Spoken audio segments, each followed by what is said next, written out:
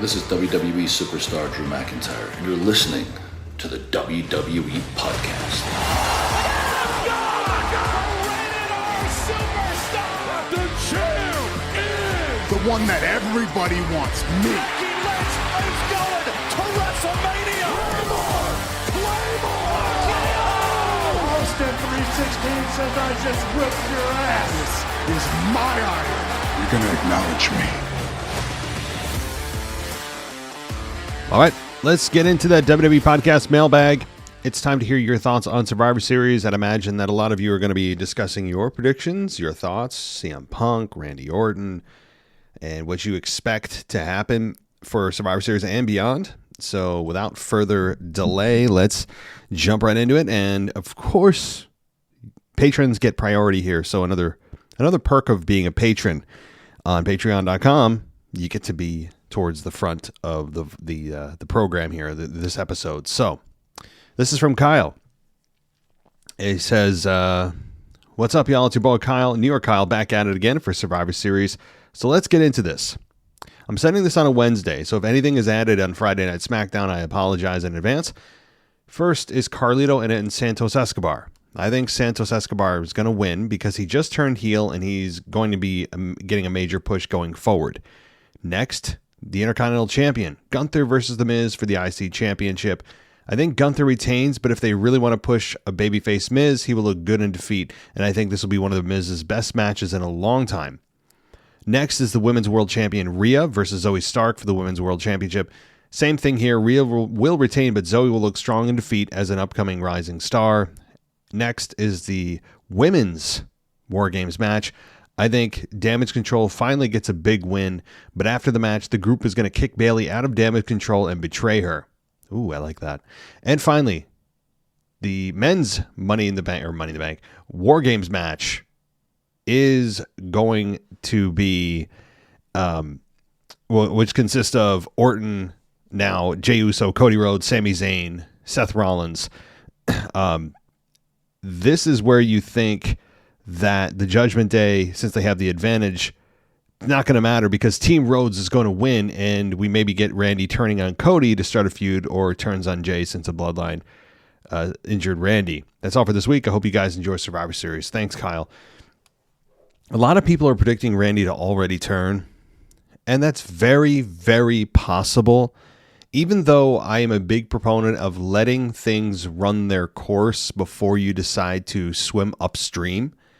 When you have, for example, I think it was Survivor Series, or rather, no, it wasn't. It was Extreme Rules, rather.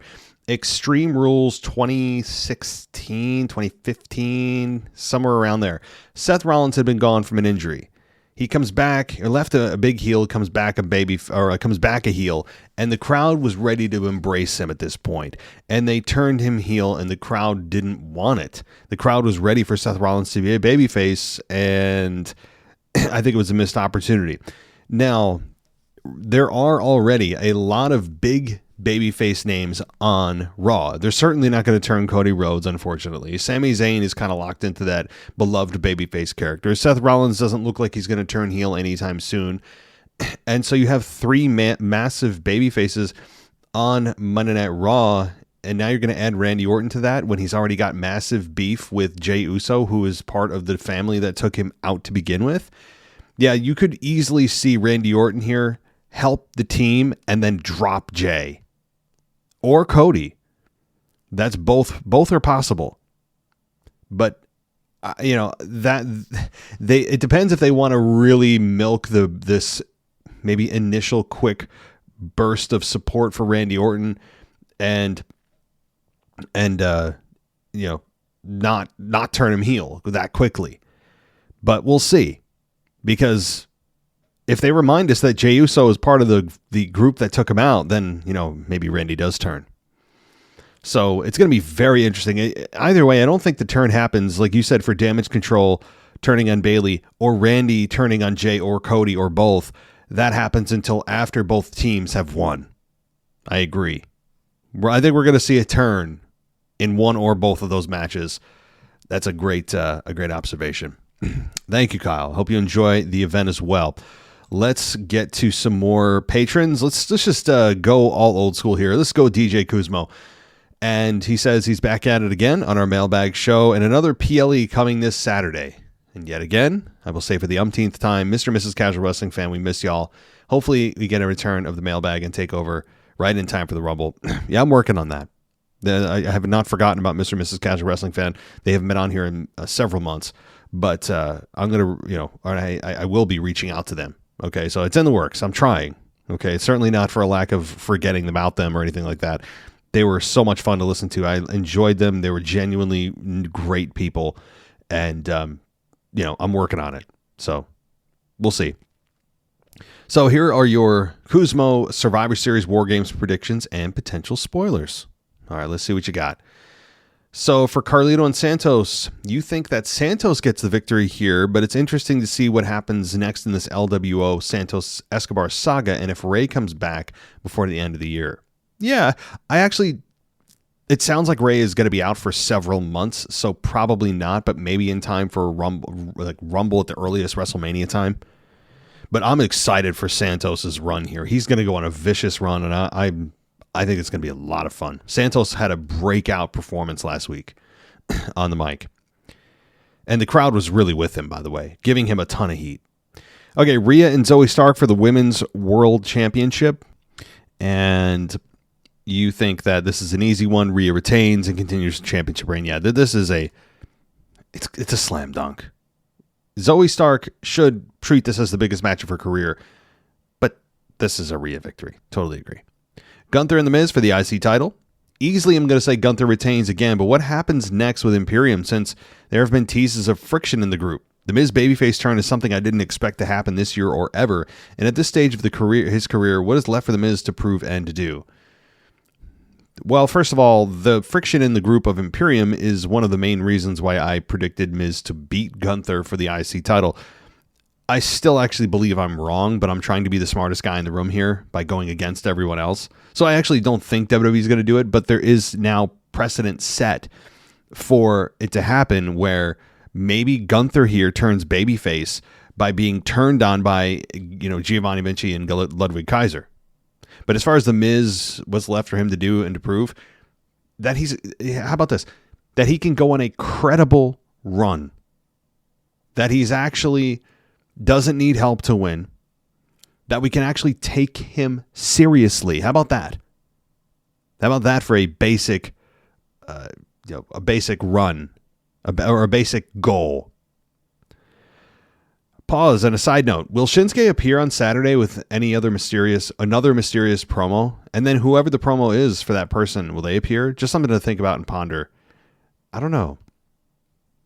It's possible that Shinsuke's left off completely. But given how well he did with Seth Rollins and the promo strategy that was implemented prior to that, we'll see. But we did get hints of we didn't get hints of. We were told that he has somebody in mind, but we don't know who it is. That could be revealed at Survivor Series.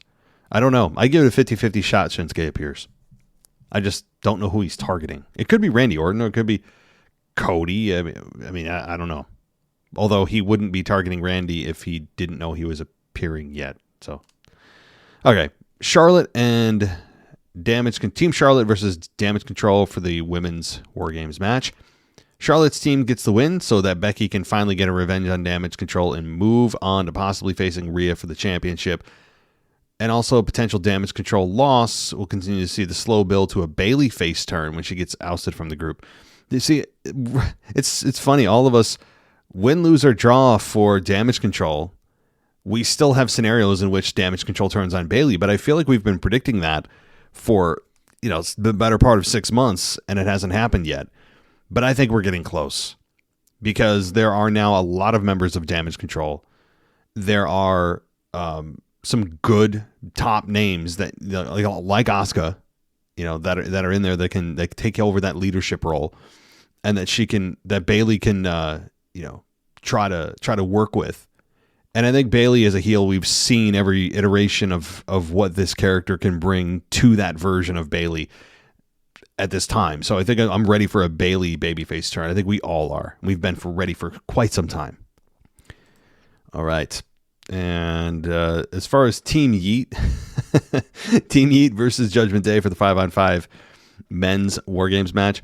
So you say the Judgment Day gets the win to further the storyline of Drew's involvement in the group. This win here would prove against the naysayers' beliefs that there are tensions rising in the group, similar to when the Bloodline won last year, but then problems started to arise as the storyline continued, where we eventually saw a Sammy babyface turn and he left the group.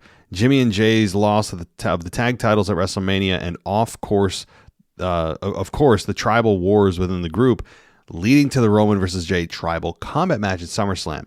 However, something might be brewing here between Drew and Damian. And what does Rhea have to say about that? And what is the future of the group? Anyway, the storyline should be really interesting, whichever way the Judgment Day future leads to after Survivor Series. DJ Kuzmo signing off. Happy Thanksgiving. Enjoy Survivor Series and have a great weekend. Thank you, DJ. Okay, let's continue on with our patrons. And let's see. We're going to go with... let's go with Charlie, another patron, and he says, I have a crazy idea for Survivor Series that could lead to a mega match at WrestleMania. The match ends with, air quotes, Cody's team, thank you for putting air quotes, and Seth holds up his championship when all of a sudden CM Punk comes out. Low blows Seth, Damian cashes in, and we get a Seth versus Punk at WrestleMania, along with Damian versus Cody. Let me know what you think. Also, Matt, aren't you the only person who's... One of the favorites is Mean Girls. It's one of my favorites too. Yay, I'm not alone. we're man enough to admit it. You know, hey, it's a good movie. We can objectively say that. Not a lot of chick. I don't like a lot of chick flicks. I mean, I could go through a few of them, of which I won't reveal here. But Mean Girls is at the top of the list for me. So cool. All right. Now, as far as CM Punk coming back, low blowing Seth, I mean, it's very, very possible.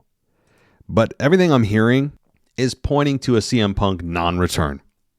Doesn't look like he's going to return because I think that they announced, from what I understand, they announced Randy Orton's return ahead of time to soften the blow that, oh, if there is a return, hopefully it's CM Punk. But they've already kind of let the cat out of the bag so that they maximize Randy Orton's return by not pretending it's CM Punk's. I know that doesn't seem to make a whole lot of sense, but it really does when you think about it. Because if they didn't announce Randy and they said there's a mystery fifth partner and it wasn't CM Punk in Chicago would have been not happy. Even though it was a Randy Orton return, people would have probably chanted BS. You know, they risk that happening. So it was a smart move by WWE to let the cat out of the bag beforehand, to kind of prepare the Chicago crowd for a non-return for CM Punk. But if that happens, I mean, Punk and Seth Rollins at WrestleMania would be a lot of fun. They genuinely don't like one another, from what I understand. So that always adds a lot of intrigue, too. And Damian and Cody. I feel like Damian and Cody already happened. Didn't it already happen at, was it SummerSlam? Or not SummerSlam. We just got it. So I don't need to see Damian and Cody again. But thank you, Charlie. Okay. Another patron. This is Mitch, and he says, I wanted to let you know I'll be attempting to emulate Roman Reigns' record next year. I'm going to show up to work 11 times and see what happens. Maybe I'll be hailed as the greatest employee of the modern era.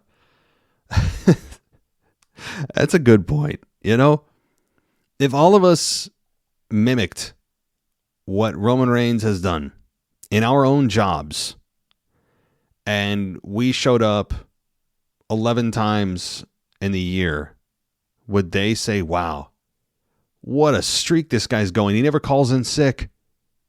He never takes a day off. Yeah, that's great. I love it. So admittedly, I stole that from online, but it was pretty good and worth sharing. I don't care where you stole it from. It's still funny. On a side note, there's lots of advertising here in Australia for Elimination Chamber, of which Roman features on none of it. Would it be safe to say he's not coming? Thanks for reading my email. Enjoy War Games and have a great week. Well, thank you, Mitch. You as well, and enjoy War Games. I think it would be a travesty if he's not there, given WWE has really been focusing on their global reach. I mean, think about how many international shows WWE has done over the last 6 months. The majority have been international shows, and I have no problem with that. The crowds overseas are infinitely better than the United States, generally speaking, although Saudi Arabia was really a womp the last time around at Crown Jewel. But I think that they were not going to advertise Roman because at the time that they created the marketing material, they didn't have Roman in mind. So I would give it a 50-50 shot, which is really insane given that, again, you're in Australia. WWE rarely goes to Australia.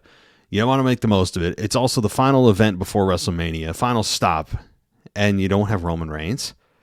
I mean, I'd still give it a 50-50 shot. But cool. Thanks, Mitch. All right, Thomas Franco. And it's been a while. Yeah, so you say that...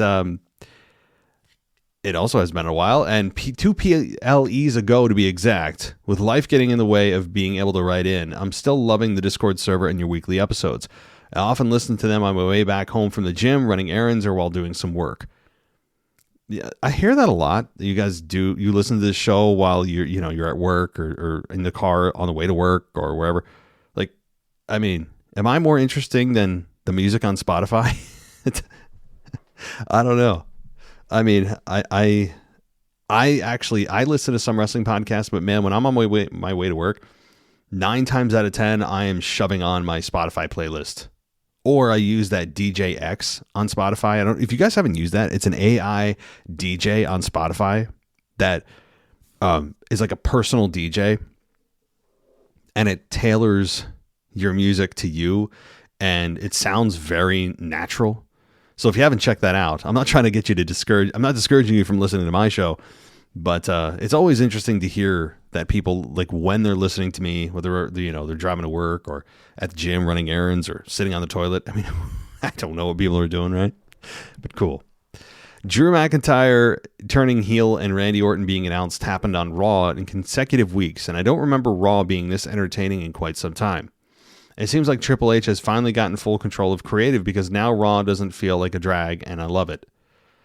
Yeah, there are times, though, that it feels Vince-esque, and I think some of that is because it's not all Triple H, coming up with everything.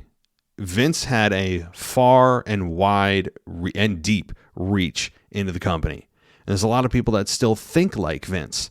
And even though Vince isn't in control of creative anymore, there are people that are just forever programmed to what Vince likes. And while they're not trying to please Vince anymore, they have been permanently altered by what Vince thinks good wrestling and good programming is. So I think it's going to take some time to kind of flush those people out, or if possible, reprogram their brains to a new set of creative ideas and ways to be entertaining, and not always look at it as, well, it was successful under Vince, so let's keep this going. So it's not just because Vince is no longer in charge of creative doesn't mean that the people he influenced, and there's a lot of them, and a lot of them worked for many years under him, are not still being influenced and affected by Vince. So that's the thing. That's why it's not drastically different either. I'm beyond excited for both War Games matches, and the storylines this year are very strong, going into it similarly to last year, and adding Randy to Cody's team is intriguing. I could see Randy turning on Cody after the match and setting up their feud, or RKOing Jay and starting their feud. Then we have the Damian Priest situation. Is he going to get kicked out of the Judgment Day? I could possibly see this happening either here or at the Rumble. Let me know your thoughts. Yeah, there's a lot of tension in a lot of groups. And Randy Orton, again, the Randy Orton RKOing on Jay makes total sense. The question is, do they side with Randy or do they side with Jay? Maybe Jay turns back to being a heel. Randy's totally justified in doing it if he does it. Are people really going to boo Randy? Given how, first of all, even when Randy is in the best of his heel mode, and Randy can be a very good heel, people still cheer for his RKO. So you think on a big stage, after 18 months, that in a move that people cheer anyway, no matter what he's doing or how lame he is or how evil his character is, they are going to boo an RKO to Jay, which, by the way, is completely justified, given everything that Jay and his family did to him. So we'll see. But as far as Damian Priest and the tension in the Judgment Day, that's been there for a while, and it feels like that's been kind of softened over, but then you see it creep up again. So I think that'll continue. I don't know what the ultimate end game is. I really don't, to be totally honest with you, because they've teased Finn being ousted and then JD being, completely ousted, but then he's actually invited to be an official member of the group. And then Damian and Rhea are butting heads as kind of co-leaders of the group, even though they say there's no leader. They're making deals behind each other's backs and putting each other in their own mat. Like, it's a very interesting dynamic, and I think they're just testing the waters. I don't even know if they know where they're going, to be quite frank. Lastly, I don't know if you caught this on X this week, but there were 27 women shown on Raw in the first hour alone. Finally, Triple H is doing his damn job and getting the train rolling here on creating a solid women's division with storyline and purpose. So excited for Mania season and the potential directions with multiple storylines. That's all for me. Keep up the great work as always, Tom from Montreal. No, I didn't know that stat, the 27 women shown on Raw in the first hour alone. Really? I believe you. But that's striking to see in text. Wow. Okay. Yeah, but here's the key. And I say this about the tag team divisions, especially for the women, but this applies to the men as well. Consistency. You can do it 1 week and then be like, oh, well, we satisfied them. See how many women we put on this show. And then it's 4 months before they show up again. So the key is consistency.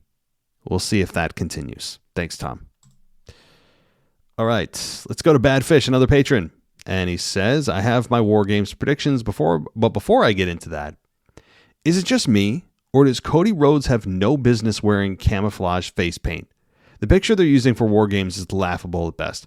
Yeah, Mr. Clean Cut, crest white strip, bleach blonde hair, suit wearing politician is suddenly supposed to be this badass in camo that's in the trenches with you. It's funny, yes. Anyway, Rhea wins, but Zoe elevates herself if she can put on a good match. Santos beats Carlito with the help of some unknown wrestlers that would join Santos in the new Legado del Fantasma. That'd be awesome. Team Becky wins and Damage Control turn on Bayley, leading to a Bayley and Io match at Rumble or Mania. Gunther and Miz. After that promo, I honestly don't know. It could go either way, but I'm going Gunther. And finally, the men's War Games match. It's tough, but I think it's Team Orton, not Cody, thank you, that wins. That being said, with Randy in there, who knows? Did anyone notice Jay's expression when Randy was announced? He looked worried. Anyway, sorry for the long one, but I wanted to get my predictions in. Enjoy War Games. Thanks, Badfish. So that's the key, is right. Like, what does Jay do with Randy in this match? Maybe Randy could pretend to be cool with him and then hit an RKO on him at the end after the match is over. And so there's kind of no harm, no foul. They win, but then Randy gets his revenge on Jay there. But yeah, it's going to be an interesting dynamic. Also, there's a lot of tension in the babyface group beyond just Randy Orton and Jay. And, even Randy Orton and Cody, although Cody referred to him as a, quote, old friend. But also Cody and Seth. I know that they had their moment backstage last week and everything seems hunky-dory, but there's a lot of unfinished business there, a lot of violence there. If you remember, Seth Rollins is the one that, after Cody was announced to be injured, took out Seth Rollins. Seth Rollins took out Cody with a sledgehammer. Everyone forgets that. And there's a lot there. So, all right. Thank you. Let's continue with more patrons. Efren, Noah, and Marshall. So this is from all three, and he says, they say, hello from me and my boys. Well, hello, everyone. So now that we know it's official that Randy Orton will be the 5th member of Team Rollins. Yes, that's right, Team Rollins. I love how everybody, by the way, including you, Efren, everybody is not referring to this as Team Cody, because Cody Rhodes arguably has the fewest credentials to be having a team named after him.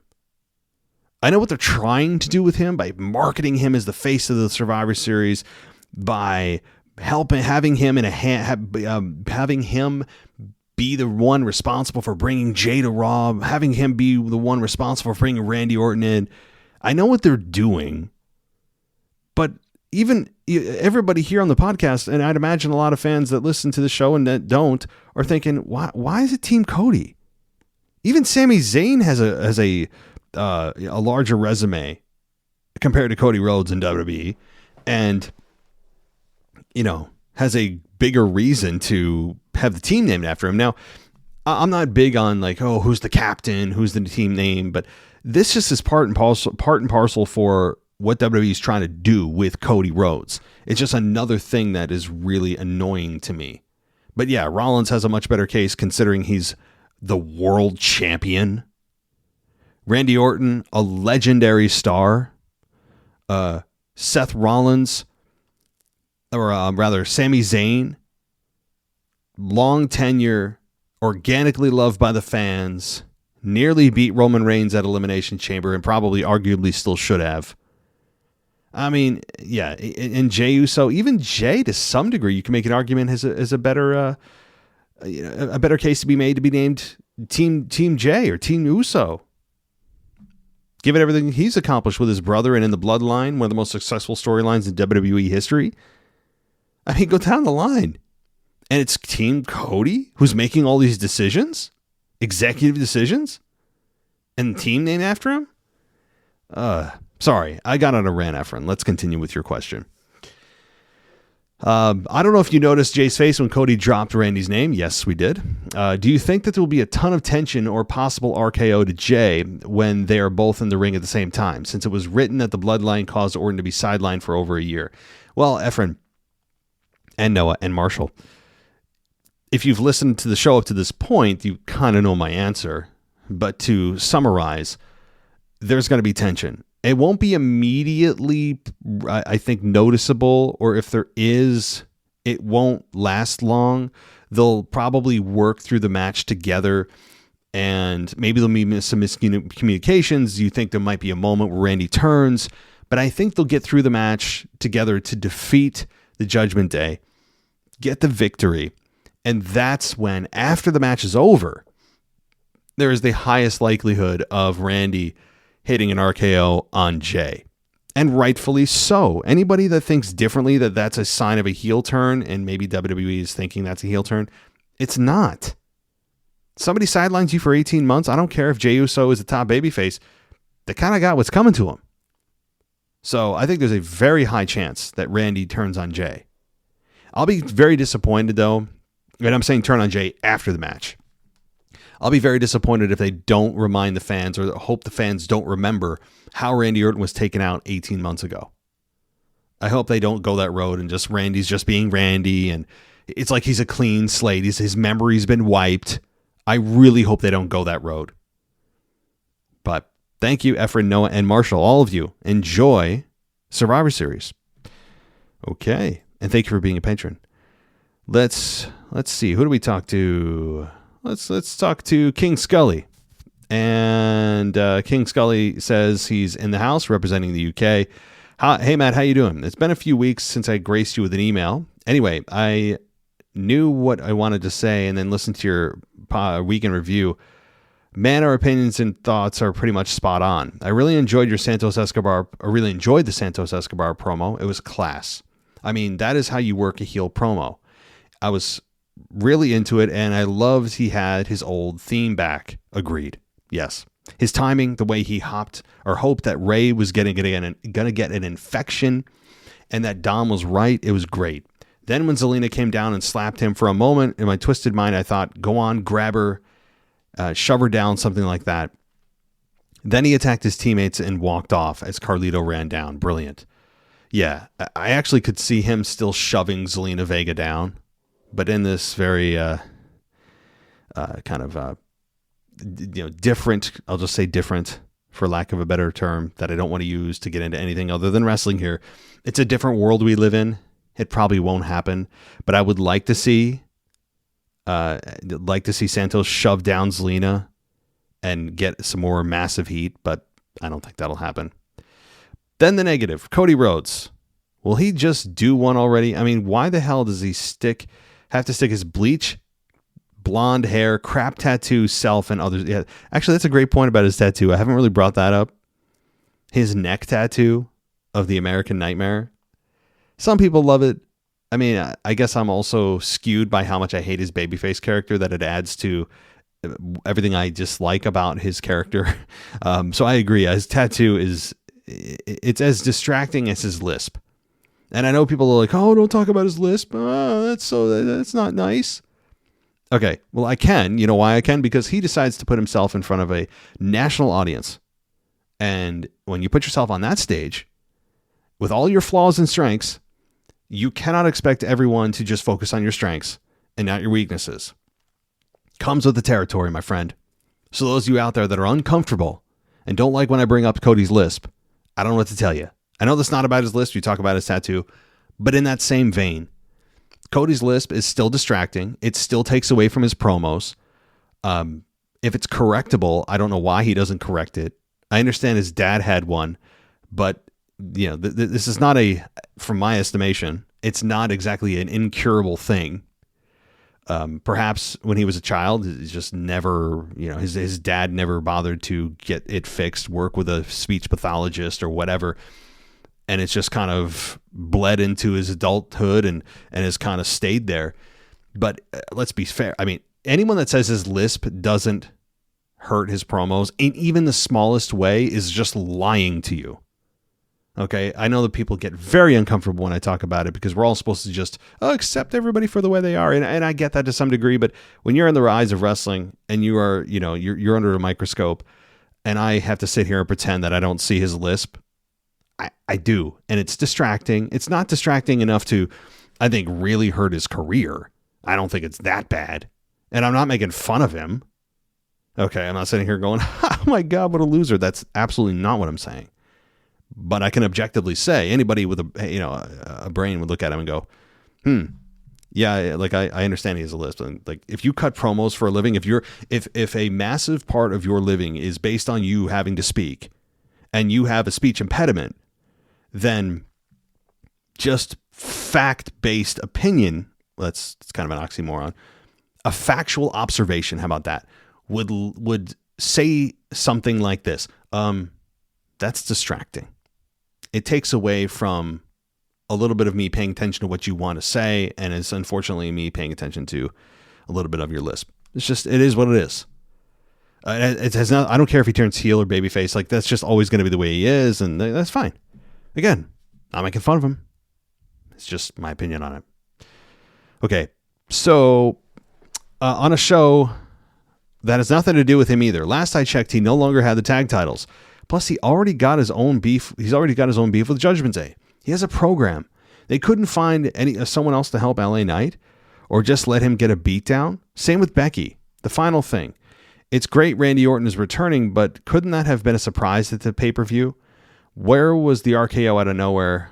Could Damian cash in? So I've already gone over the Damian cash in possibility. I think it's in the universe of possibility that, given the brutality of this match and that Seth could be left laying at the end of the match, Damian could cash in and become world champion after the men's match is over. It's possible, but I don't think it's likely.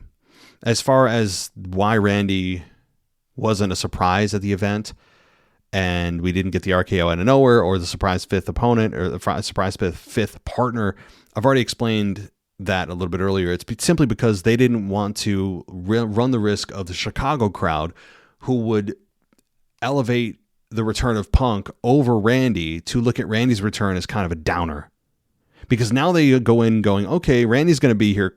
Great. Now we're not disappointed when it's not CM Punk as the surprise fifth member. We already know who that is. So maybe Punk will show up in some other capacity. And Randy Orton's return is maximized. That's what they did. They try to mitigate that potential negative reaction for Randy if they did a surprise fifth member announcement at the event itself, because you're in Chicago. So, but yeah, also LA Knight, no spot in the event. Shinsuke Nakamura, no spot on the event. Maybe Shinsuke's targeting LA Knight. Who knows? I know they're on separate shows, but WWE doesn't seem to care about that. Okay. Good stuff, guys. Good stuff. All right. So thank you, King Scully. Let's let's see. Let's talk to Justin from Maryland in an email. Yes. He says, it's Justin from Maryland. I hope everyone is doing well. I apologize for the 3 voicemails. The call dropped multiple times for whatever reason. Only play the 3rd voicemail. I'm about to call in now. I'm excited for Survivor Series, and I know all of you are as well. Okay, well, thank you, Justin. I will delete your first 2, and I will, when we get to that point, I will only play your 3rd. Thank you. All right. Couple more emails.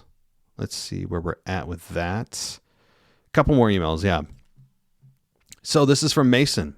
Mason says, let me talk to you. So when do you think we're going to get a return of AJ Styles and the OC? I kind of miss them from SmackDown and wish that after the Santos Escobar turn, the Legado del Fantasma reformed a feud with the OC to kind of distract people from the AJ Roman so someone else could get a chance. Hint, hint, Randy Orton. Speaking of him, why didn't he just show up on Raw? Maybe they have the Judgment Day fake his return and then have Cody break the news. I feel like that would have been better. That's for all. Yeah. First of all, Randy Orton not being on Raw was a bit of a disappointment, and I'm sure having the fans in person were like, "What the hell?" Like, you announce him, but we're just supposed to not expect him to have his music hit and have him come out. Yeah, that is very frustrating. But I think it was done strategically because, sure, you could have had Randy come out, RKO somebody, and say, "Yeah, I'm the 5th member." But maybe, and this is my thought, is it was strategically done from a business perspective because Randy Orton he's at this point nearly a household name. He's a legend in the business. He is that big. And if you have somebody of that caliber who hasn't wrestled in over a year and a half coming back, it gets fans excited. It gets a buzz going. And it also tells fans, oh man, I have to subscribe to the network to see it. Pretty simple business strategy. And I think some people will do that. Now, as far as AJ Styles and the OC, I don't know, honestly, how long I didn't think AJ Styles would be out this long. Now, if AJ Styles returns, who's he going after? Probably the Judgment, or probably the Bloodline. It would have to be, given how he went out. And having AJ Styles and the OC versus Santos and Legado del Fantasma, you would do that second. I don't think you would do that first. Because having him face have AJ Styles target someone that had nothing to do with him leaving in the first place, it'd be kind of illogical. They could do it, but I don't think that would be a smart move. You have to kind of go after the guy that got you, that was the reason for you leaving in the first place. All right. Thank you, Mason. All right. A few more, David. And he says his Survivor Series predictions are Santos Escobar wins, but continues to beat up Carlito until the LWO puts a stop to it, and he runs out of the ring. Gunther versus The Miz. You think that The Miz wins due to a Ludwig Kaiser interference. Ludwig tries to distract the referee, but it gets backfired, and The Miz low blows Gunther, again, giving him a skull-crushing finale for the win. I think something like this is going to happen because the WWE has been teasing an Imperium breakup for weeks, and this will further the tension between the group even more. Yeah, that's also kind of my logic, too. Rhea Ripley versus Zoe Stark. You say you're actually torn between this match because I like Rhea, and it's most likely she'll win. But I've been watching NXT, and Zoe Stark was just starting, and I knew that it was just a matter of time before she was called up to the main roster. But Rhea's going to win here, although Zoe still got her rematch clause, so let's see what will happen there. Yeah, I mean, there's just no way. This is a 100% 0% for me. There's no good case to be made at this point with these two women really in different universes when it comes to where they are in the eyes of fans.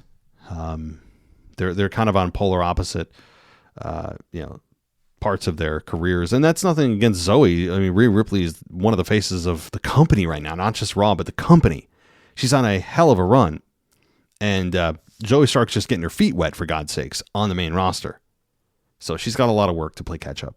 But she'll get there. And the idea is to just help Zoe have a good match, give us some hope spots where even us that are so sure, all the fans that are just, oh my God, Rhea Ripley is for sure going to win. there are those moments you go, well, wait a minute, Zoe, nobody's coming out to help Rhea, and Zoe has her on the ropes. What's going to happen? That's the goal. Okay. The women's War Games match, you're predicting Damage Control to win, but since the men have 5 members, will the women also? If so, is it possible that the babyface's 5th member is Jade Cargill making her debut at War Games? Who do you think will team up with Damage Control if this happens? I don't think it will happen, but if they're trying to make everything even, they could. I don't know who would team up with Damage Control if this happens. I actually don't know who would. So I'm going to say this doesn't happen. I don't think Jade Cargill is going to appear at Survivor Series. I think Randy Orton's the only one to have a big return at Survivor Series. I don't think Punk's showing up. I don't think Big E is showing up. I don't think Jade Cargill is showing up. I could be wrong on those, but typically WWE doesn't do multiple massive returns on a single event because they kind of cancel each other out in a way where you want that big return to be focused solely on that one person. If you have more than one person debut or return on a single event outside of WrestleMania, of course, which is a special event, it just dilutes one another. So the men's match, since Randy Orton's coming back, hands down the babyfaces win. It'll be foolish given the hype if they don't. That's all for now, Steve Usu. I agree, but watch for that RKO after the match.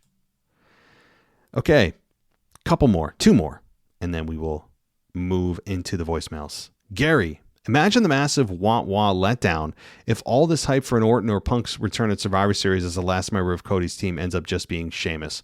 Okay, well, this was obviously sent before the Randy Orton announcement was made, but if this was the case, yeah, imagine it's just Sheamus, or it really could have been Kevin Owens.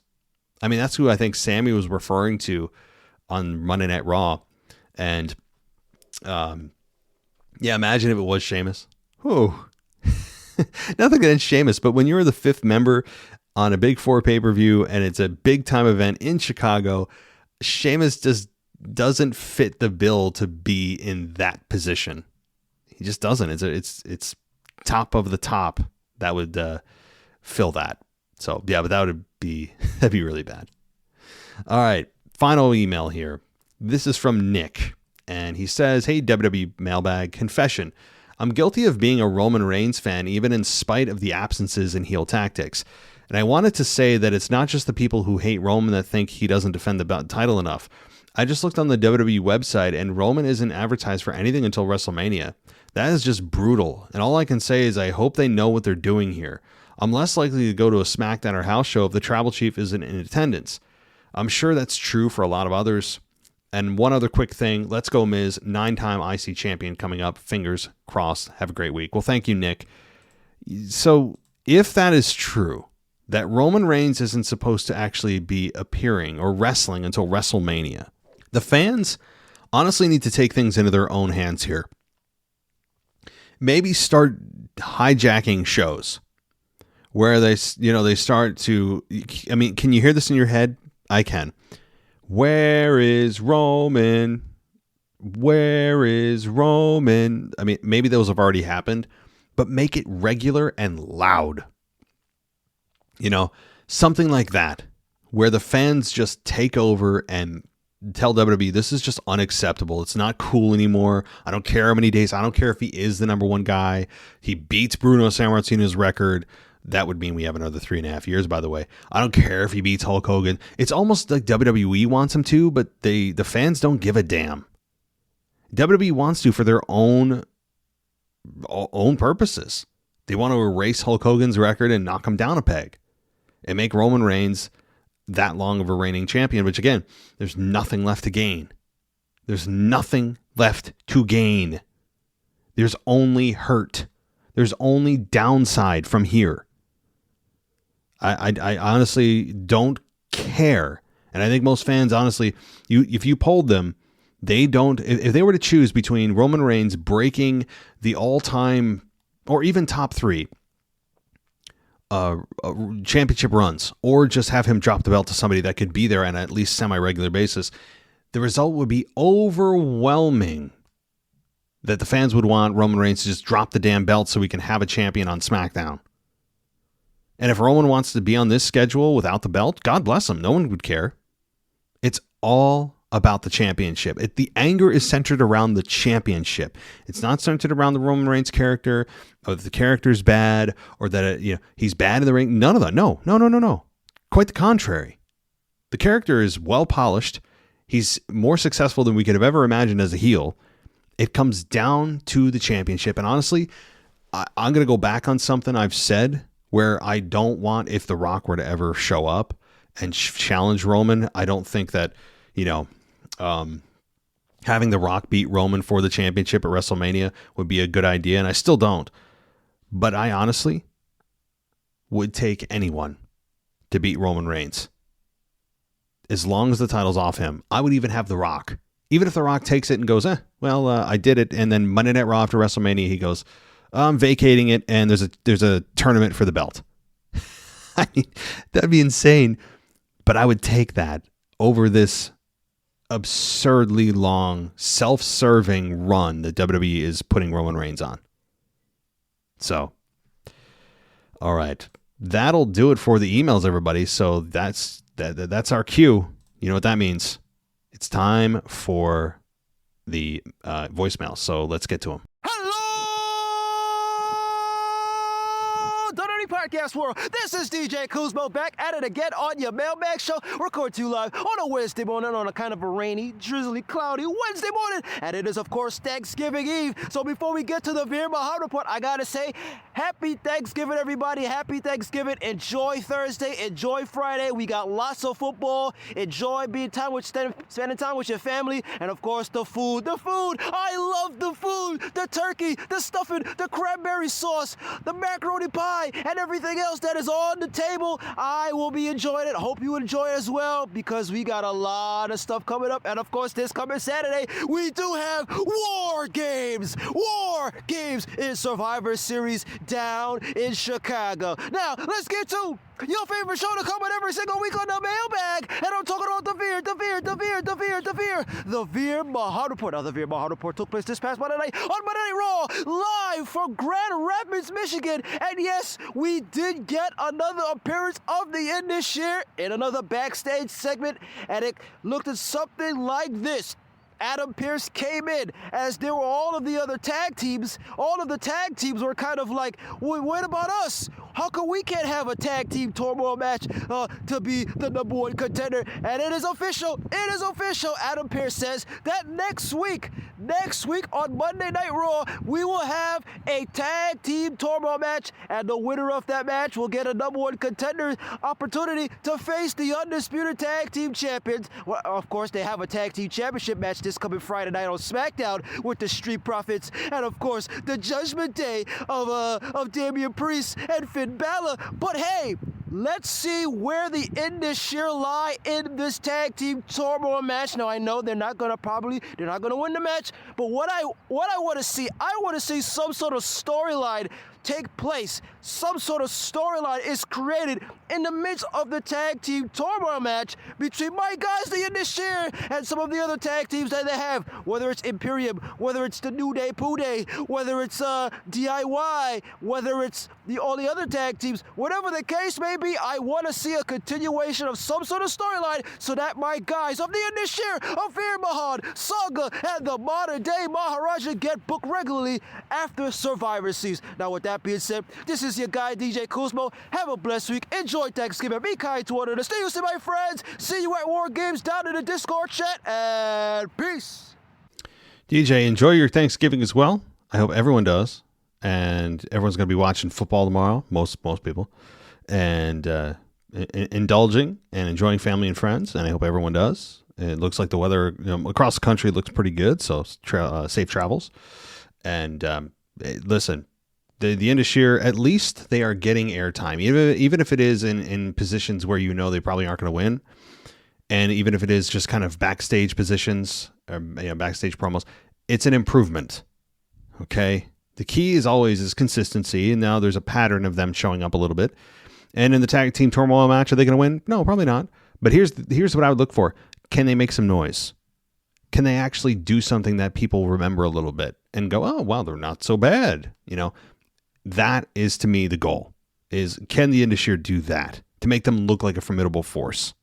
That is what I'm going to be looking for. But all right, well, thank you, DJ, and happy Thanksgiving to you and your family.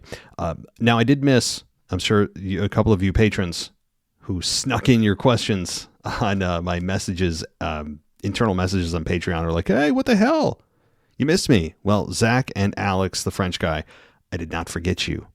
Okay, as I was listening to DJ's voicemail, I went through my messages. I'm like, oh, crap. There are some patrons who actually messaged me on the internal messaging app on Patreon, so I'm going to get to them right now. So I apologize to both Zach and Alex. So here we go. All right, first up, Zach.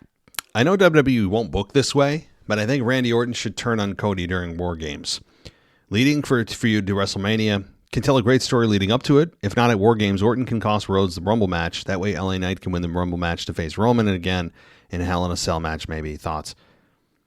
I don't dislike this, but doesn't Orton have more of a beef with Jay, who helped cost him 18 months of his career, again, in storyline, than Cody Rhodes, who, yeah, he has a rocky relationship with Legacy. Then they did have a little bit of a feud there, but like that was an eternity ago compared to what has happened recently. So it would make no sense initially to have Randy face Jay. That doesn't mean Randy can't eventually turn on Cody. But I'm saying off the bat, it wouldn't make sense to ignore the Jay thing. And as I said, I really hope WWE doesn't just pretend that Randy Orton's mind is erased and forgot it. But yeah, so as far as LA Knight, and also, by the way, Cody Rhodes is probably going to face Roman Reigns at WrestleMania. So, that spot is somewhat locked in unless The Rock does come back and that happens. But all right, I don't know. Also, LA Knight probably facing, I would imagine it's going to be LA Knight and Drew McIntyre somehow for the world title. I still believe that, but we'll see. A lot of moving parts still. All right, Alex, the French guy. He says, quick thing, where's The Rock? He and WWE rumors have been playing with us for years now. I just can't accept this anymore. It's a once-in-a-lifetime opportunity for all parties involved, and you're telling me it won't happen? If by Royal Rumble we don't have a sign from The Rock or WWE, I'll consider it done. I can't hope for this forever. We deserve this match. Bye, guys.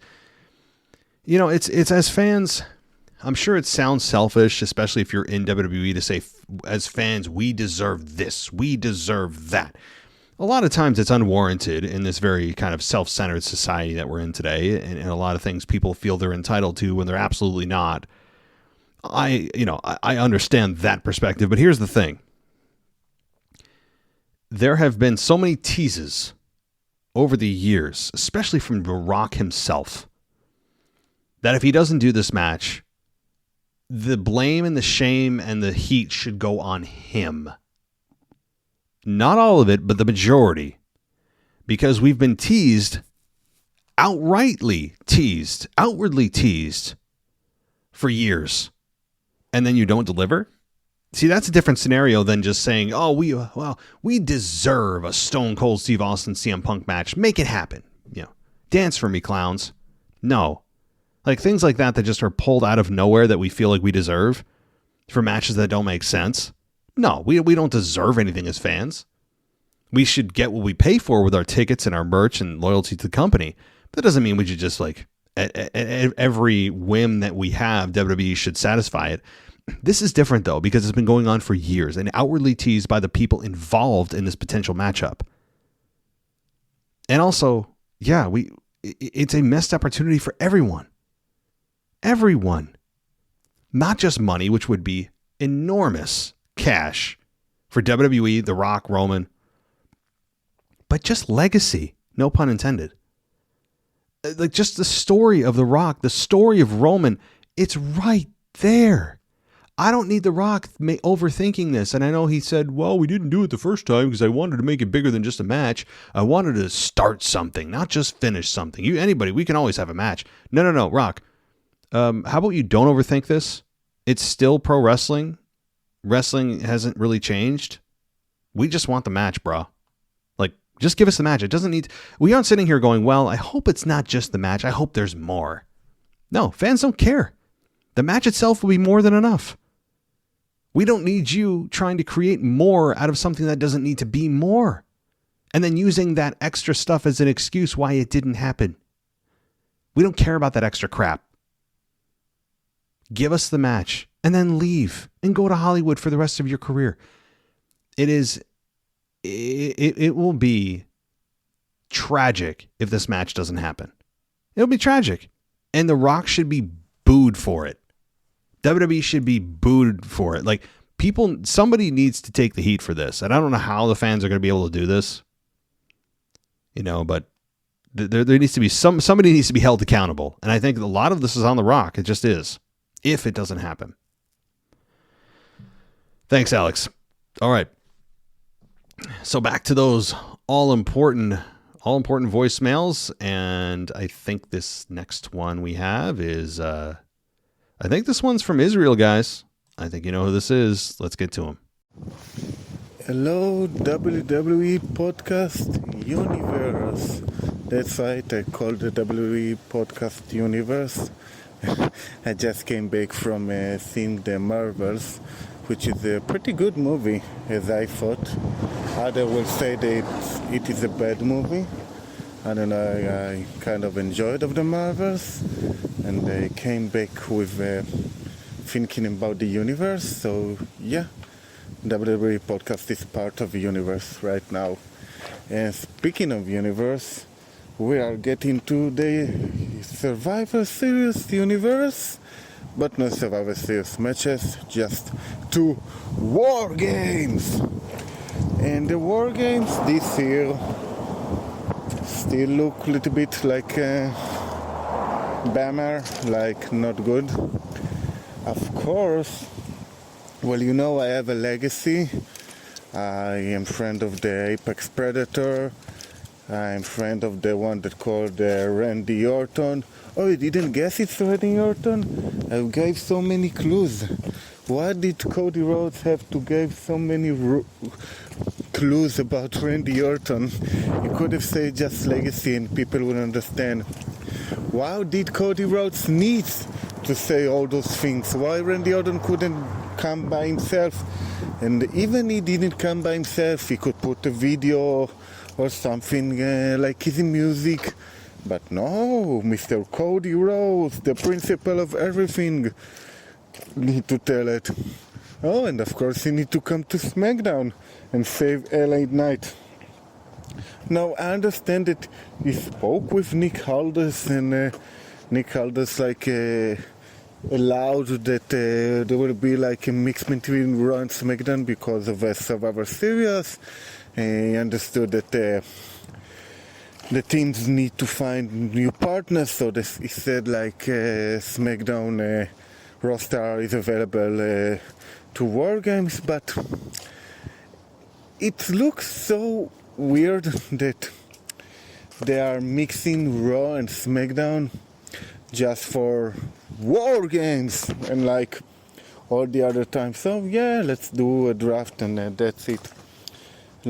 It's so weird that they keep going out of the draft rules, and that's the thing of WWE that I hate kind of right now. They do things right, but they do it in the wrong way. It's good that they brought Randy Orton, but it's bad how they brought him. It's nice that they brought Becky Lynch, but it's weird that she just came out of nowhere to SmackDown. Yeah, that's it. Just one last thing. In the few days next, some hostages that were kidnapped by the Hamas are going to come back to our country. Most of them are children and women, and it's really nice finally that they will see some light. Please remember that there are still hostages in Israel that kept by Hamas in the Gaza. And I hope that as long as the weeks will pass, we will see more people come back to our country, and that we will have some peace in our place in Israel. Yeah. Thank you. Have a good one. Bye. All right. Thank you so much, Ron. It's good to hear from you. And yeah, I mean, again, what's going on there, or what happened a couple months ago was absolutely insanely just inhumane. But I did see that there are possible people, or there is a trade, or a deal to be made between Israel and Hamas of bringing back hostages that they took on October 7th in exchange for freeing some Palestinians from prison. And so, that is a good thing from the perspective of those that had loved ones that were held hostage, potentially being able to come back, in a very unlikely scenario. Honestly, like I thought that, if they were taken hostage over there, like you're pretty much, you're dead. Now, based on the things that they were doing to everybody with women, children, and babies, but I don't want to dive too much into that, other than, hopefully there's peace. I mean, that's the ultimate goal, right? Like the peace, which is a good lofty goal to have, but a easier said than done one, given everything going on there, and could spread outside very quickly of Israel, Gaza, and Palestine. So, all right, well, your comments here are well founded as far as the whole just complete disregard for the rules. But it's Survivor Series season, and this is what I'm talking about. Like Triple H, I'm surprised he's giving into this and not adhering by the brand rules, and that's why I don't think it's just Triple H who's making these decisions in a vacuum. He clearly has a team behind him that still has a lot of Vince McMahon-ism in their brain. And I know they're trying to put on the biggest show possible, but they're doing it at the expense of the brand rules, and they feel that the negatives outweigh the positives here, or the positives outweigh the negatives, rather. And they're thinking, well, who cares? It's a bigger match. Even if it doesn't make sense, we don't explain it, or all that kind of stuff. I'm a big believer the opposite way, but they're a business, and I know they have to put on the biggest match possible. So, I understand it, but I don't like it. And I guess I don't have to like it for it to happen. So it's not a condition of execution, right? Like, I don't have to like something for WWE to say, well, okay, well, as long as you like it, we'll do it. If you don't, we won't do it, right? Not going to happen. So, but as far as the Marvels go, your initial opening statement, I have not seen it. I have heard bad things about it. I heard it. I mean, no, I haven't heard it. I know it was the worst opening weekend for a Marvels movie in the history of the Marvels universe. It flopped completely. It had a $47 million opening. It cost, I think, $250 million to make.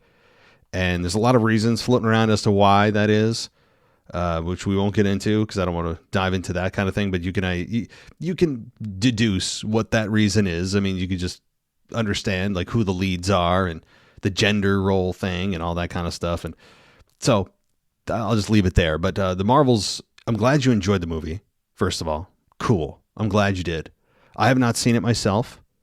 I've actually just recently, over the last several months, gotten into the Marvels universe thing because I love superhero movies. But my wife and I started with like idiots. I mean, we thought this made sense. We started with the Marvels, the Avengers, right? We started with the Avengers 1. And then we went to the second Avengers movie and the third Avengers movie and the fourth one. And we're like, why isn't this making sense? We're going in order. And we didn't realize that there is an actual way to watch the full story in its totality to have it make sense. Because you would think that going from the first Avengers to the second Avengers to the third to the fourth to Endgame, and you're like, yo, well, you wouldn't miss anything in there. But all the things that are in between there, with Captain America and with Iron Man 1, 2, and 3, and with Thor and his 3 movies, and Hulk and Spider-Man, all of them, right? I didn't know that you actually had to watch those in a specific order to fill in the gaps. So, I remember going from Infinity War to Endgame, and I'm like, what just happened? Why does Thor not have an eye anymore? What happened to his eye? What happened to his hair? Why is Loki dead? I'm like, so, and now we're trying to reverse engineer it and watch it in the correct order, and it's just a mess. So I've kind of screwed myself right from the get-go. But as we all know, a new Avengers is coming out in 2025, and then I think 2026. So there are 2 more Avengers movies. So that should be fun. Thank you so much, Sharon. Let's get to our next voicemail. Hey, it's Kyle from Baltimore. So I wanted to talk about SmackDown and the ending of SmackDown with the women and having Becky come out and being now officially having her join the War Games match for this year but she's on Raw, but is a bigger star. So that's what it is, and I personally like it. I know it's lazy for some people, and I think for some people they don't like that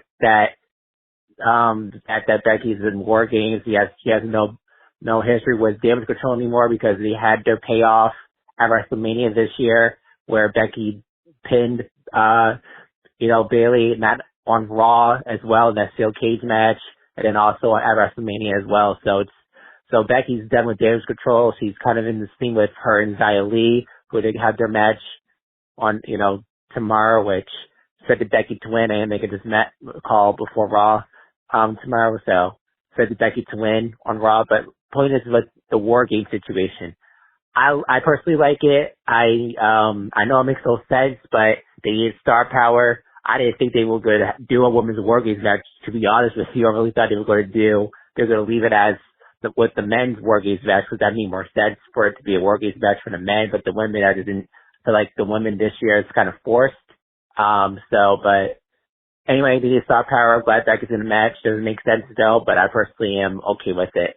Becky's not really doing anything credible right now, so I mean, it's a bit one-off anyway, so it's fine for me, but I want to get your thoughts on that and feel about Becky and War Games, and if it's, even though it is kind of stupid and unnecessary, it's based on star power. But I'll get your thoughts on that, because I think it's great, even though it makes no sense, and I agree with that, but I personally like it. But that's it. Thanks for our call. Bye. Kyle, so again, I'm not a fan of it. Only because I don't like the brand rules being violated. That's all the reason is. I hate it. It's indiscriminately applied. The rules are indiscriminately applied and only applied when they need to be and not applied when they don't, and ignored when they need to be, and then strictly adhered to when they don't. Like that, there's just no consistency with the brand. They can't even, every year when there's a draft, they can't even wait a week before they violate their own rules. It kills me because it's insulting to my intelligence, as if we're not supposed to care as fans. And they put all these rules into place and then go, well, yeah, but it's better for the story if we have these people here, that people here, these people here. So WWE is counting on fans like you. And I don't mean that insultingly. I mean that you can overlook it, and I just can't because I'm stuck on it like a jerk. But I just can't get over it. Like, don't tell me there's rules, but also tell me the rules don't matter. I need coherence. And I'm not here sitting there going, oh, well, I don't understand. I do understand it. I understand why you don't care, because it does bring more star power to the match. And that's WWE's argument too, is, oh, sure, yeah, we're violating the draft rules, but, hey, it's a bigger match. Fans will be just happy to see Becky. Like, I understand that. But there is a subset of the audience that I think go, this doesn't make sense. This doesn't make sense. I want things to make sense. I'm a logical guy. If somebody doesn't need to be there and we don't get an explanation as to why, I don't care why they're there then. I go, this doesn't make sense. It's clear they're just bringing Becky in for star power only. And I'm uninvested. Especially when you bring in Becky, who's aligning herself with Charlotte, which they haven't had a clean history. It doesn't make sense. And I want things to make sense. I'm a big sense guy. So, cool. Kyle, if you overlook it and don't care and just want a bigger match with bigger star power, then you have your match. I also think if you're looking at this from a positive perspective, outside bigger star power and more star power, you look at this through the lens of, okay, they're preparing Becky probably for Rhea Ripley. Becky Lynch might get the victory here. You want her in a prominent match at Survivor Series rather than just kind of floating around with Xia Li on Raw and getting kicked in the head. So sure, yeah, you want Becky Lynch on a bigger stage, having a bigger impact, getting her ready for Rhea. So there is that too. But all right, next voicemail. Alex, the French guy here, your current European champion. Who put this thing together? Me. That's who. Who do I trust? Me. If you know what I mean by this, it's a reference to the Scarface movie made by Escobar this past SmackDown. At the end of the promo, he delivered he went out of the ring because Carlito was coming to push him out of. And during the very end of the promo, I don't think we even see him on camera, but we hear him saying, who put this thing together? Me, that's who he didn't say who do I trust, but he only says, who put these things together? Me, that's who. That's a direct reference to Scarface, and Scarface is my favorite movie. So kudos to Escobar for this reference. At the beginning of the promo, I didn't think that was a direct reference to Scarface, even if I doubted it, because he also wore a white and red suit, which is exactly what Tony Montana is wearing some in the movies, not always, but a lot of times. And so, yeah, clear reference to Scarface. Kudos to Escobar for it. It's amazing promo. To be really, really honest with you, I didn't care about Escobar whatsoever before the heel turn. I thought that was just a jobber or something. For me, it was a jobber with no personality. It was basically a Ricochet 2.0 or something without the high-flying moves. But with this promo, it's amazing what he did. The promo in just 10 minutes, defining careers, just as you said, man, in, I think, the weekly review. That's amazing. In some regards, I also watched the Drew McIntyre promo, heel promo this past Raw. And to some regards, I even consider Escobar promo being better than Drew McIntyre's one on Raw. That's to say how much of a good job he did. Kudos to Escobar. Kudos for the Scarface reference. And bye, guys. Alex, I mean, I think you liked it as much as I did. That promo was a career-defining promo. I mean, you hit the nail on the head. A lot of people just looked at Santos as, he's kind of the Rey Mysterio light. He's, he supports Rey, so we like him, and he's a good wrestler. That's it. And within 10 minutes, we care more about him than in 10 months. That's the power of a promo. And there's nothing like a good heel turn that's executed well. Heel turns get more of a reaction than babyface turns because there's never usually that big moment. Well, I shouldn't say that. There are big moments that babyfaces turn, like when Sammy turned on Roman. Those are massive babyfaces turns. But there's nothing like a good heel turn. Heel turns, I think, elicit more of a gut reaction. More of a raw emotion of you SOB, the anger is a very strong emotion. And Santos hit it out of the park with his promo. I am very much looking forward to where this could go for him. Very much. I could see at some point, maybe the next year, a major title on him. Or sooner. He has come out of his shell. He has emerged. Santos Escobar has arrived. Maybe he's reinvigorating this Legado del Fantasma. Maybe it's just a solo act. But I'd imagine he's going to bring on a person or two. Or maybe have Joaquin Wilde join him, or one of the other guys from the LWO join him back in his group, and have Legado del Fantasma versus LWO, or whatever's remaining of it. So there's some stuff you could do here, and Santos was just brilliant, man. And I would agree in some ways, I thought it was a better promo than Drew McIntyre. This was really good, and I think this is even better than I think most of us thought he could be as a heel. So thanks, Alex. Let's get to our next voicemail. Hey, Matt, it's Brad in Florida. Excuse the noise if you hear it. It's 75 degrees and perfect here today. I'm just not in the mood to roll up my window, and I'm driving. So regardless, I was listening to you and Anthony talk about Gunther and the Miz's match. And the reason I think that there's a very good chance that the Miz can win is actually because I think it might be a great thing to get that Intercontinental title off of Gunther. He's done everything that he can do with it, and allow him to get into the main event scene potentially for a match with Rollins at WrestleMania, or for a match with Rollins at an Elimination Chamber, or something like that. Maybe even winning the Rumble. I know you said you don't see him winning the Rumble. I do think he would be a contender if he didn't have that Intercontinental Championship. So, who knows, man? But I think it might be a smart move to get that title off of him, and this is really the last opportunity to do it, unless you want to do it on a Raw or something like that. But or the last opportunity to do it really before WrestleMania. I don't think they would change the title at Royal Rumble or something like that because I think he would be in it. So, just my thought, man. Always great to hear your show. Your show has gotten to be even better, actually, man. Like, it is so good. There's no words for how much I enjoy it. So, thank you for the platform, man. And Anthony's great, too. Excited for Randy to return, man. And, last thing, really quick, if you have a second.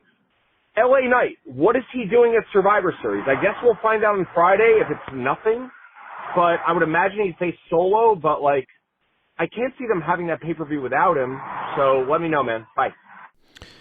Brad, well, thank you for the kind words. And also, we all, I think I can speak for everyone on the podcast listening, that we all truly hate you because you are in 75-degree weather. I didn't know if you were trolling me when you said that, but it sounded like you were gloating a bit about being 75 degrees while it was 35 degrees up here and we had an inch of snow. And the snow season has officially started here in New York, by the way. If you're above, if you're like Pennsylvania and above, that area, north of that, you've probably already experienced some snow already. And so from now through April, okay, we have about 5 months of this crap to get through before we get back to consistently warmer weather and then eventually hot summer weather. So, I think we can all universally say, from the bottom of our hearts, that we dislike you. But that said, no, Brad, I really do thank you for that. And, we're always trying to make the show better. It is, it's a work in progress. This is a one-man show from the production standpoint, but absolutely I wouldn't be able to do this without my team, with Anthony DeMarco and our SmackDown team, Michael Ritter and John Carrasco, and of course, Ethan Black on AEW, and Memphis Mark, who does a great job at NXT. And so, like, it's not just me. I post the stuff, I edit the stuff, but like, I don't record everything. So, credit to my team who just, they're awesome. But what's LA Knight doing? The answer is I don't know. The answer is maybe Friday night will tell us. Maybe it is a solo pre pay-per-view match, because I don't know how many matches they want to stick on the actual card itself. Given the War Games matches each are probably going to be 6 hours a piece. I'm exaggerating. Probably like 45 minutes a piece, 45 minutes a piece. That sucks up half the pay-per-view right there. So, they're probably going to do an LA Knight solo, pre-match or on the pre-show. Like, even though that doesn't seem like where LA Knight should be, I'd rather have him on the pre-show versus solo instead of on the, not on the card at all. But if not, I don't know if they're going to use LA Knight on the event. I don't know. It almost would be inconceivable given that he just had a world title match against Roman Reigns and nearly won, and then he's off the next event. See, this is the danger. And one of the massive drawbacks of Roman Reigns not being here is you're screwing with guys' careers. Like, this is how you screw with guys' careers. This is a perfect example. Now LA Knight is like, oh, I don't know, where do I go? Like, instead of having a rematch for the world title or for the undisputed title, he is kind of like, well, should I face Solo? Should I face Jimmy? Should I just do a run-in? What do we do with LA Knight? It's infuriating, man. Absolutely infuriating. But thank you so much, Brad. I hope you're well. I hope you enjoy your Thanksgiving, and we'll talk soon. And all right, let's get to our final voicemail. We haven't heard this man in a while, but it feels just right. So let's take a listen. Hey, man, this is Justin from Maryland. This call, man, hopefully the call doesn't drop this time. I want to get my thoughts on Survivor Series. So I was talking about the men's War Game match. So I'm kind of torn on who I want to win, because I feel like it only makes sense either Randy Orton gets to win or Drew McIntyre. But, like, in order for, Drew to, I guess, build some more heat, he should probably get the win. But then, Randy Orton's coming back, so he definitely should get the win. Probably going to end up pinning JD. I don't think, or Dominic Mysterio. I feel like the crowd's going to pop when Dominic gets to RKO. That's going to be good to see. But Yeah, so just looking forward to the match. I feel like the ending, after the match, that's going to tell us maybe like the direction they're going to go. Because I'm not too sure. I don't think we're going to get the cash in. But I do think that maybe we can see some more teases of dissension between the Judgment Day, but we'll see. Next, so yeah, I'm sorry. Okay, so next, so it's kind of, I wanted to see Logan Paul have a match at Survivor Series. Maybe Ray could have got a rematch, but I guess the story, that was just a one-off. So I'm interested to see who is going to face Logan, for his first title defense. They're probably just going to have like a battle royal. Because I don't think Kevin Owens is too soon for Kevin Owens because he's feuding with Grayson Waller. And LA Knight, it's too soon. So I'm not sure. I feel like, whoever he faces, he'll end up losing. But yeah, so that'll be interesting to see. Next, so that's crazy that I had all my thoughts yesterday and now I just forgot. I should have wrote it down. Let me see. I mean, the women's War Games match, I feel like the women, Damage Control going to win. I feel like Team Bianca doesn't need to win. I feel like Damage Control should win to further the story as far as getting Bayley kicked out. So that'd be interesting. Oh, also, so the Intercontinental Championship. So, I know. So the tag titles. So it's a shame that we're getting that match on SmackDown because we know the Judgment Day is going to win. And then because they have a match at War Games, so it doesn't even make sense. So I feel like they should have waited for that, for the tag title match, because it's heel versus heel. So we don't really care who wins, but I just feel like it's just... All righty, Justin. Good to hear you. And sorry your calls kept getting dropped. But let me respond to a couple of things. The Randy Orton getting the victory makes total sense. I mean, Randy Orton is a massive star. I have no issue with him getting the victory here. And it could be over Dom. It could be over JD. It could be over Damian. I really don't care who he pins. People just want to see RKOs and bodies flying. That's what it comes down to. And again, I will continue to say, I think he will not turn on Jay until, if he does, the end of the match. After the match is over, he may lay Jay out with a RKO. And honestly, maybe things are fine from there. Maybe they coexist, but that's going to be something to be seen, is where do they pair Randy?